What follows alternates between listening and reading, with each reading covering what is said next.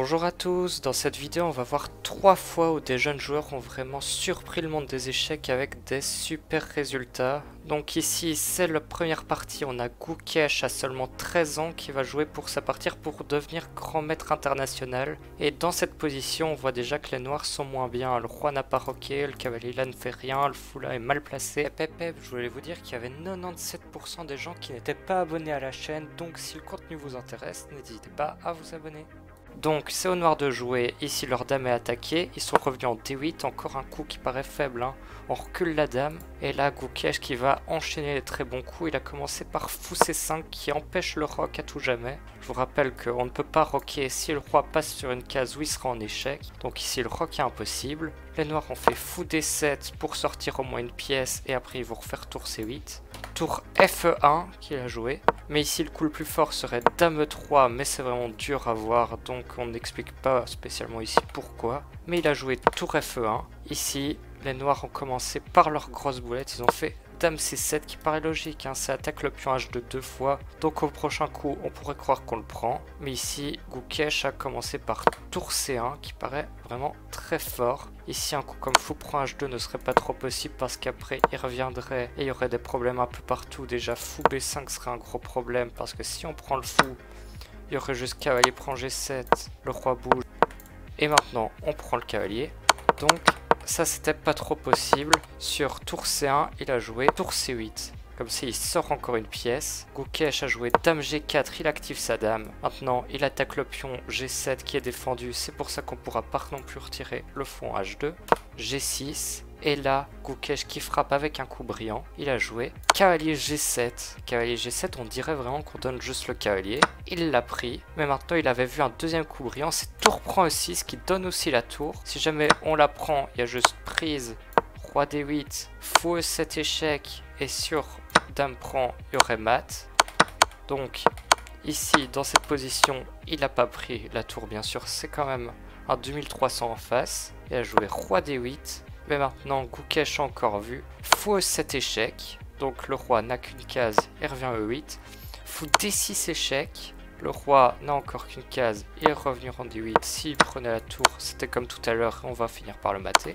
Donc roi D8, fou prend C7 échec, tour prend C7, tour prend C7, roi prend C7. Et ici, il a fini en beauté avec Dame F4 échec qui va regagner la tour. Donc son adversaire a abandonné. On va pouvoir passer à la deuxième partie. Elle a été jouée au championnat du monde de rapide en 2023. Et je voulais regarder un coup plus spécifiquement. On va passer la partie en vitesse.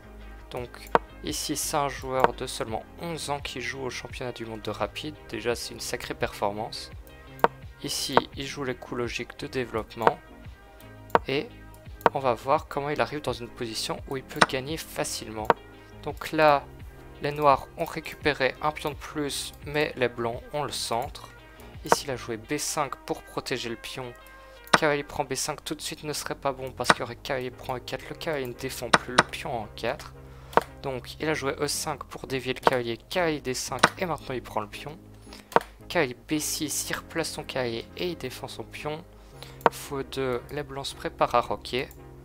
Cavalier C6, fou E3, fou E7. Ici c'est des coups très logiques. Et là son adversaire qui fait A3, ça paraît pas trop bon. Et on va voir comment les noirs vont profiter de leur avantage de développement.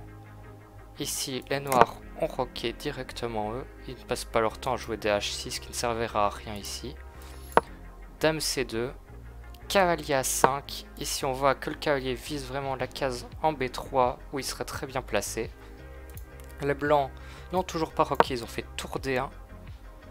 Les noirs ont fait fou B7. Et là, il y a vraiment plus de pièces mineures des noirs qui est mal placé.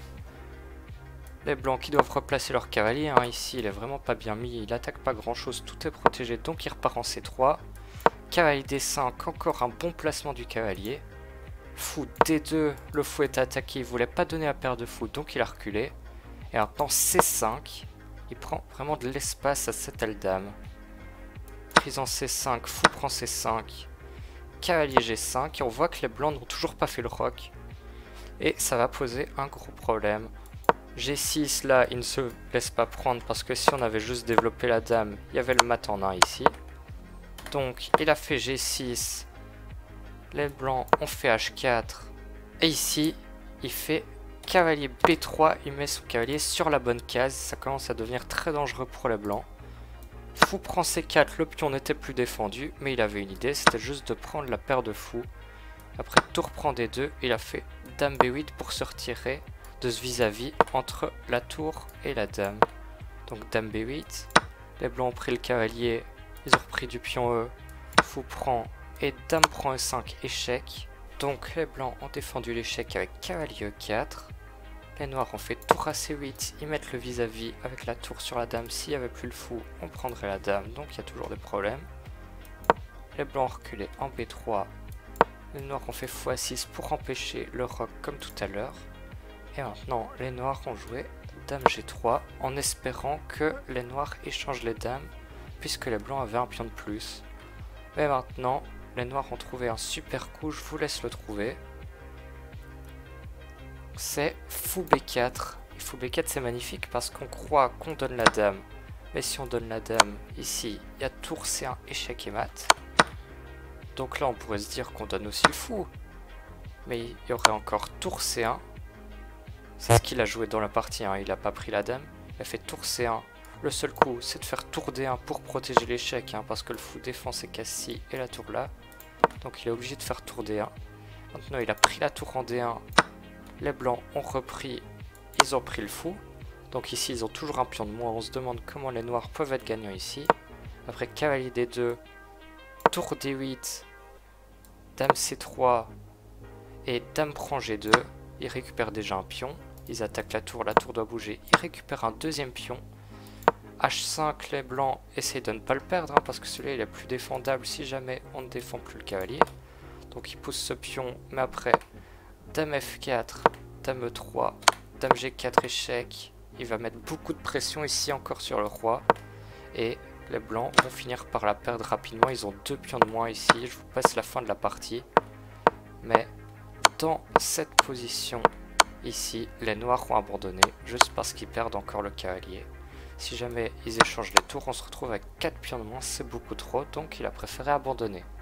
Et dans cette dernière partie, on va voir la partie où le champion du monde a affronté un enfant de seulement 3 ans, c'était dans une émission russe. Et ici, l'enfant de 3 ans a commencé par le coup D4. Karpov a répondu par cavalier F6, C4 est joué E6, il aurait pu faire D5 mais c'était plus complexe. Ici, il préfère jouer E6 pour préparer D5.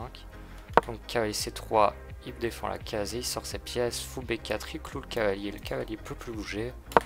A3, il demande si le fou veut reculer ou prendre. Il laisse Karpov prendre la décision. Karpov qui va prendre le cavalier.